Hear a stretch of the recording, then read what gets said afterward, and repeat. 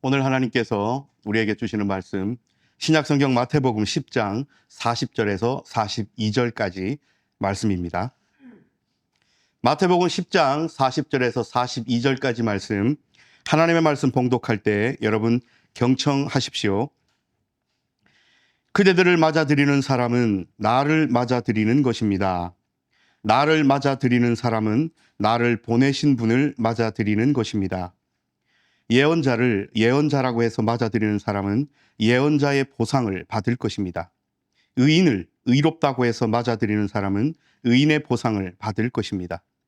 오로지 제자라고 해서 이 작은 사람들 가운데 하나에게 시원한 물이라도 한 컵 주어 마시도록 하는 사람이 있다고 합시다. 아멘. 그대들에게 말합니다.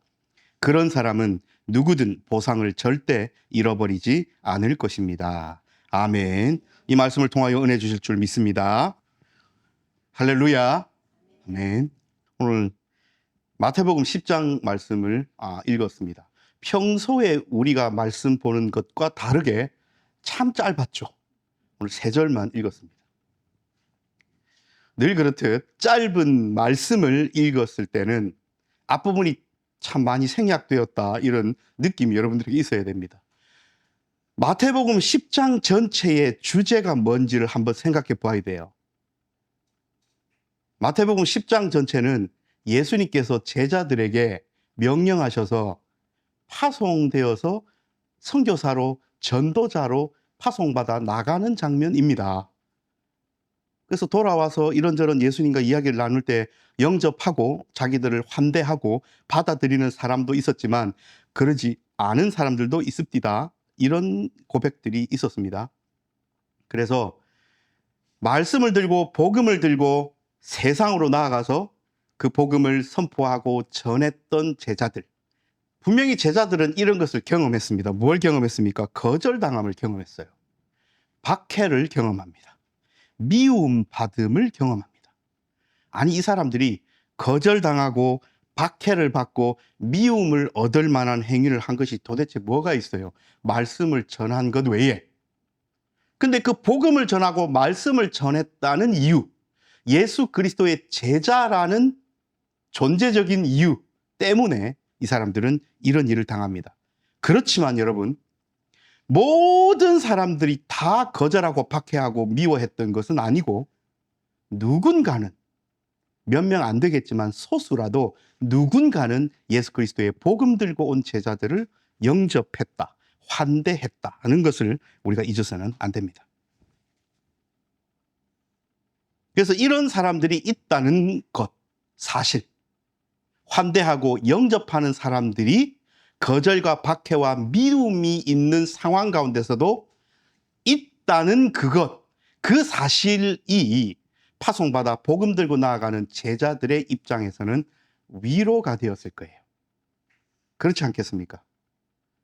내가 복음 들고 갔는데 한 사람도 빠짐없이 모든 사람이 나를 미워하고 나를 거절하고 나를 박해한다면 무슨 힘이 나겠어요? 그런데 분명 바깥에는 우리를 환대하고 영접하는 사람이 있다는 사실 자체가 위로가 되었을 겁니다.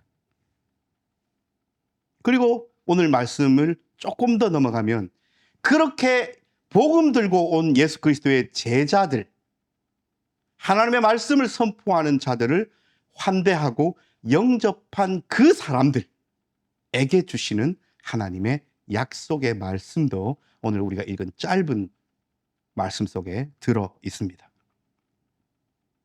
40절을 보시면 그대들을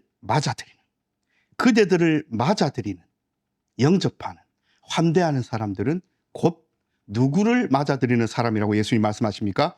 나를 맞아들이는 것입니다. 더 나아갑니다. 나를 맞아들이는 사람은 나를 보내신 분, 즉 하나님 아버지를 맞아들이는 것. 그래서 어떤 사람이 복음 들고 선포하러 온 너무나도 작아 보이는, 이미 세상으로부터 거절당하고 박해당하고 미움받아서 심신이 피폐하여 너덜너덜하게 된 그 힘 빠진 복음 전도자를 환대하고 영접하고 맞아들인다면 그 맞아들인 사람은 단순히 보잘것없어 보이는 그 인간 하나 제자를 맞아들인 것이 아니라 그 제자를 보내신 예수 그리스도를 맞아들이는 것이고, 예수 그리스도를 맞아들인다는 것은 예수를 보내신 하나님 아버지를 맞아들이는 것, 영접하고 환대하는 것과 다름 아니다 라고 오늘 40절 말씀에 이야기하시고 시작하는 겁니다. 여기서 우리는 중요한 것이 무엇인가를 다시 한번 통찰로 느껴야 돼요. 세상 사람들은 외모를 봅니다. 그 사람의 영향력을 봅니다. 그 사람이 지니고 있는 크기를 봅니다. 권위를 봅니다. 권력을 봅니다. 경제적 상황을 봅니다. 외적 모양을 보는 거예요. 그래서 아하, 내가 이 사람을 영접하고 환대하고 맞아들일만 한지 안 한지의 판단을 그런 것으로 한다는 거예요. 비단 세상만 그렇지는 않습니다. 교회 안에서도 마찬가지입니다. 내 눈에 보기에 내게 이익이 될 것 같은 사람, 내 눈에 보기에 한번 친해 놓아서 별로 크게 이상이 없을 것 같은 사람, 오히려 나중에 시간이 지나서 그 친분을 내가 이용할 수 있겠는 사람, 내가 그 사람으로부터 어떤 이익을 얻을 수 있겠다 생각되는 그 사람에게는 환대하고 영접하고 맞아들이지만, 겉으로 보기에 보잘것없어 보이고 오히려 내 것을 꺼내서 공개해야 될 것 같은 사람은 무시하는 사람들도 있습니다. 분명히 교회 안에서도요. 오늘 우리가 그 생각을 가지고 말씀을 보아야 합니다. 어떤 사람의 크기나 지위나 영향력이나 말솜씨가 그 사람을 영접할 것인가 하지 않으신가를 판가름할 수 없다고 오늘 예수님 말씀하십니다. 여러분, 따옴표 붙어 있어요. 예수님의 말씀입니다. 예수님은 자신의 제자 안에 자신의 대표성을 두시는 거예요. 이렇게 되면 문제가 완전히 달라집니다. 어떤 사람이 복음 들고 왔어요.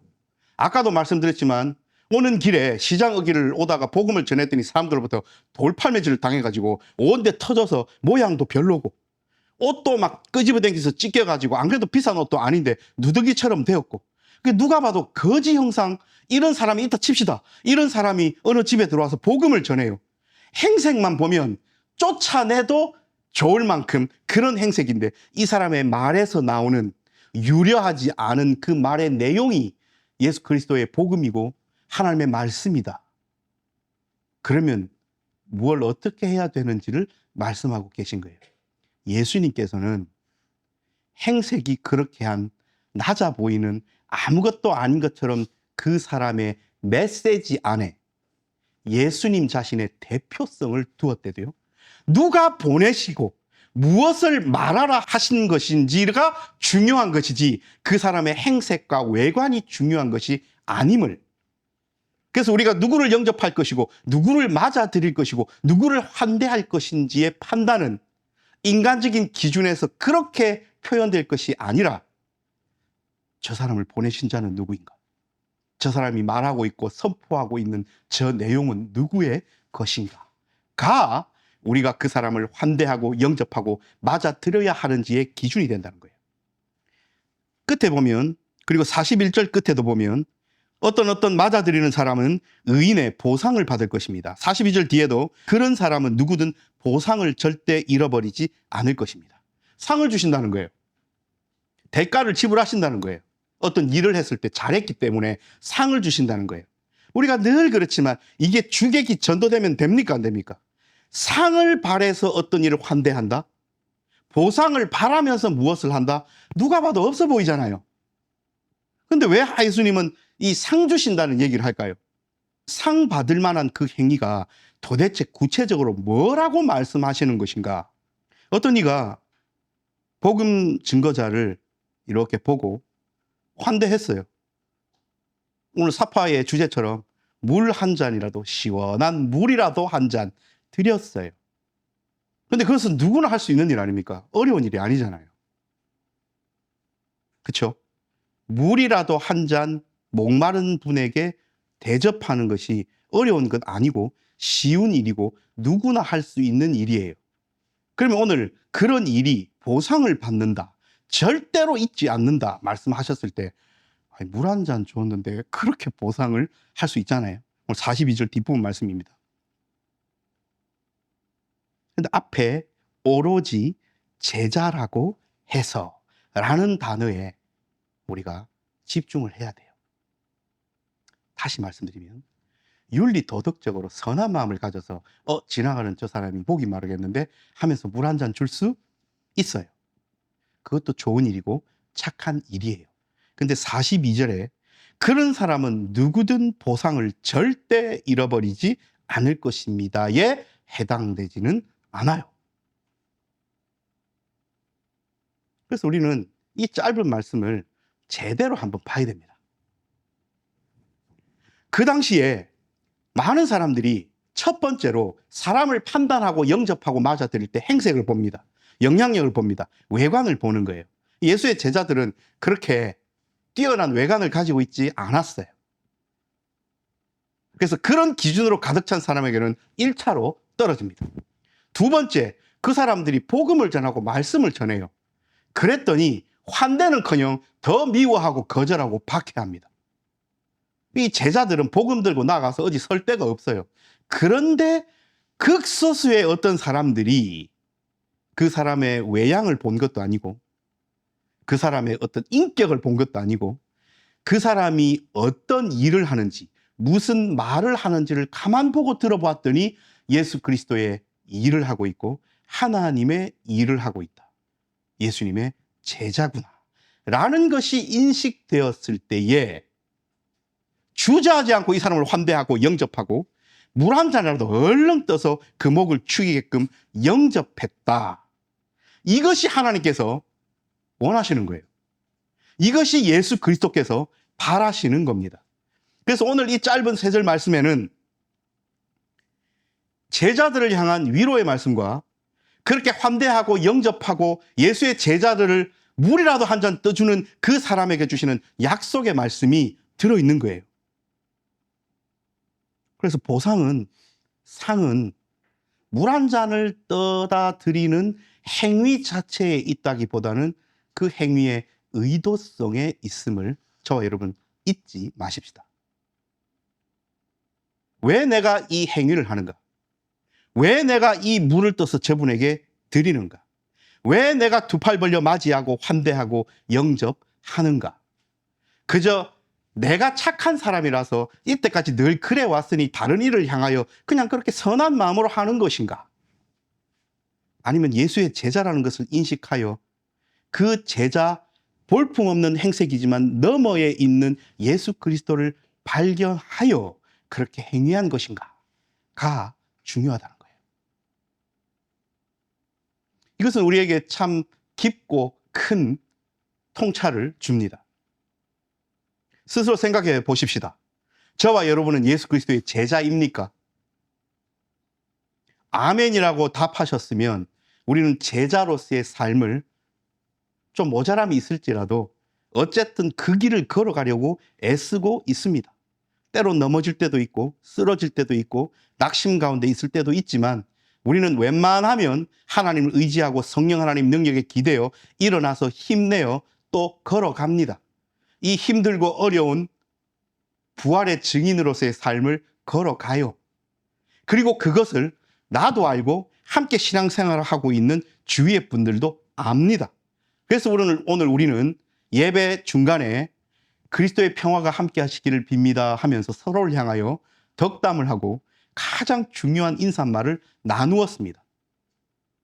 다시 말하면 우리는 오늘 제자도 되지만 내 옆에 있는 예수 그리스도의 제자를 어떻게 대할 것인가 라는 위치도 동시에 되어요. 그러면 우리는 오늘 이 말씀을 통하여 하나님께로부터 위로도 받아야 되고 하나님께로부터 상 주신다는 약속도 받아야 돼요. 이게 오늘 우리의 위치입니다. 오늘 제목이 시원한 물이라도입니다. 우리는 함께 신앙생활을 하고 있는 예수 그리스도의 제자들, 우리의 믿음의 동력자들에게 늘 가장 기본적인 시원한 물이라도 드릴 준비가 되어 있어야 합니다. 단순히 윤리 도덕적인 착함의 표현이 아니에요. 왜 우리는 그렇게 해야 하느냐? 부활의 증인이잖아요. 예수 그리스도의 제자잖아요. 내가 힘들고 어려울 때 또 이분을 통하여 내가 도움을 받을 거잖아요. 거꾸로 내가 제자로서 증인으로서 열심히 살아가는 그 발걸음에 이분도 나에게 시원한 물 한 잔 주실 거잖아요. 그러므로 우리는 나 혼자가 아니구나. 내가 이렇게 부활의 증인으로 살아가는데 외롭지 않구나. 나랑 똑같은 길을 걸어가는 사람들이 있구나. 내가 힘들고 어렵고 부활의 증인에서의 삶의 발걸음이 부르트고 넘어지고 낙심될 때가 있을지라도 옆에 있는 저분이 나에게 시원한 물 한 잔 떠다 주시겠구나라는 기대감을 가질 수 있잖아요. 여러분, 선교 사역자들에게 주는 가장 기본적인 환대가 물 한 잔 떠드리는 거예요. 뭐 특별한 일이 아닙니다. 거창한 일이 아니에요. 우리가 캄보디아 선교사님 오셨을 때 선교비를 드렸어요. 우리에게 이렇게 예배할 공간을 주신 것도 감사하고, 매주 모여서 함께 예배할 시간을 주신 것도 감사하고, 이렇게 함께 모여서 건강하게 서로를 보면서 인사하고 같이 밥 먹고 말씀 듣고 성경 읽고 하는 이 일이 얼마나 귀한데요. 그런데 우리에게 사실 모자란 것이 좀 있어요. 그게 뭡니까? 선교의 발걸음이에요. 물론 시대가 바뀌어서 우리가 오늘 예배 끝나고 피켓타 만들어서 예수천당 불신지옥 적어가지고 3호선 타고 막 이렇게 하기에는 시대적인 요구가 맞지 않아서 가만히 있는 거지만, 그런 방법론적인 것을 빼고 우리의 가슴은 여전히 선교를 향하여 불타오르고 있지 않습니까? 행여나 우리의 직장에서나 사업체에서나 또 사회 속에서 생활하다가 만나는 친구가 엄청나게 열린 마음으로 내가 교회를 좀 다니고 싶은데 예수님은 어떤 분인지 확실히 알고 싶다 그러면 여러분 그 사람에게 저리 가 이렇게 하겠습니까? 나는 내게 할 말이 없어 이렇게 하겠습니까? 아니요, 갑자기 가슴이 불때 내려가지고 아니 네가 그런 마음을 갖고 있다고, 나는 말주변 없어서 그런데 교회 와볼래 이렇게 하실 것 아닙니까? 우리에게는 다 그런 뜨거움이 있어요. 그런데 선교사님들은 이 모든 것을 헤쳐나가고 있는 거예요. 안 되는 걸 대기하고 물이 안 흘러서 막혀있는 것을 삽으로 떠서 물꼬를 튀면서 그걸 가고 있는 거예요. 우리 대신 물 한 잔이라도 드려야 돼요. 그것은 최소한의 환대입니다. 말씀 가지고 살아가는 사람, 목사만 이야기하는 것이 아니에요. 함께 성경 읽어 나가는 사람, 함께 예배하는 사람, 함께 신앙생활을 하는 사람을 향하여서는 최소한의 것, 환대와 영접과 맞아들인다는 자세가 물 한 컵 들고 있어야 돼요. 요즘 기후가 이상해서 대구도 에어컨을 안 켜고 살 만큼 시원한데 조금만 지나보십시오. 오늘부터 또 덥습니다. 참 더워요. 여러분, 더워서 목이 마르고 힘든 상황에서 누가 냉장고에서 방금 꺼낸 얼음 들어간 시원한 물 한 잔을 주시면 얼마나 좋습니까? 여러분, 우리와 함께 신앙생활을 하는 분들에게는 내가 정말 따뜻한 마음, 뜨거운 마음을 갖고 환대하고 영접하고 대접하리라는 마음이 우리에게 있어야 돼요. 시원한 물 한 잔이라도. 그래서 그 복음 증거자가 내가 드리는 물 한 잔을 먹고 시원함을 느끼고 다시 발걸음에 힘을 내어서 앞으로 내디딜 수 있게 된다면 그것이 구체적으로 하나님께서 우리 삶에 바라시는 일입니다. 그래서 우리는 선교사님들을 환대하고 영접하는 거예요. 그래서 우리는 서로를 향하여 그런 섬김을, 그런 환대를, 그런 맞아들임을 실천하는 겁니다. 때로는 스스로에게도 묻고 또 공개적으로도 공식적으로도 많이 물어요. 도대체 예수 그리스도의 제자로 살아가는 것이 뭡니까? 전부 선교사가 되어야 됩니까? 아니면 전부 신학교 가서 목사가 되어야 됩니까? 내 일상을 살아가는 내 직장과 사업체와 학업 가운데서 나는 어떻게, 어떤 방법으로 구체적으로 예수 그리스도의 제자로 살아갑니까? 물 한 잔 준비하시면 될 것 같아요. 나 스스로에게도 그런 사람을 만날 때에도 부끄러워하지 말고 예수 그리스도의 복음 들고 살아가는 제자로서의 삶, 그 제자를 환대하는 삶, 그것이 하나님께서 원하시고 바라시는 일이고 예수님께서 오늘 우리에게 강조하고 계신 일입니다. 사랑하는 여러분, 우리는 제자로서 이런 삶을 살아감으로써 하나님께서 우리에게 주신 일에 참여할 수 있습니다. 거창한 것이 아니에요. 진심을 다하면 됩니다. 말씀을 마무리하면서 저는 지난주 큰 위로를 받았습니다. 오늘 말씀에서 예로 들어드린 이야기들이 실제로 목사의 삶 가운데서 구체적으로 드러났거든요. 어디 가서 새롭게 공동체를 시작해서, 저는 개척했다는 말을 싫어합니다. 새롭게 공동체를 시작하여 우리가 바라고 원하는 하나님을 향한 방향으로 열심을 다하여 소수지만 나아가고 있다라고 이야기를 하면 어떤 이들은 같은 신앙을 가지고 있지만 무시하는 사람이 있어요. 별 볼 일 없는 것처럼 여기는 사람이 있어요.